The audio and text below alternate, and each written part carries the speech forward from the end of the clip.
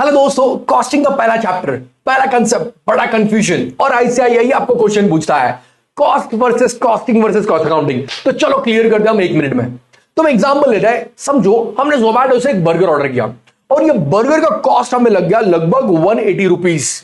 इसको हमारे घर तक पहुंचाने का डिलीवरी कॉस्ट लग गया 40 रुपीज और प्लेटफॉर्म फी जो आजकल जोमैटो ले रहा समझो वो लगा हमें 10 रुपीज। तो हमारे जेब से जितना पैसा गया इस बर्गर को खरीदने के लिए यह बन गया आपका cost. Simple. So amount spend to acquire something is nothing but your cost. अब ये अमाउंट को जो मैं कैलकुलेट कर रहा हूं कि बर्गर का कितना, डिलीवरी का कितना, प्लेटफॉर्म फी का कितना, ये जो प्रोसेस है, ये कैलकुलेट करने की जो प्रोसेस है, इस प्रोसेस को हम बोलेंगे कॉस्टिंग। मतलब ये अगर हम बोलूं the process of adding and calculating all these elements of cost is nothing but the costing.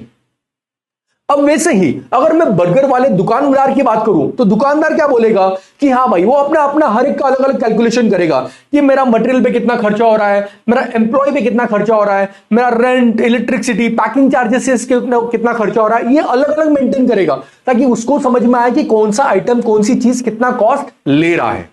तो ये जो चीज है, ये एक सिस्टम लगा रहा है वो, ये सिस्टम को हम बोलेंगे कॉस्ट अकाउंटिंग।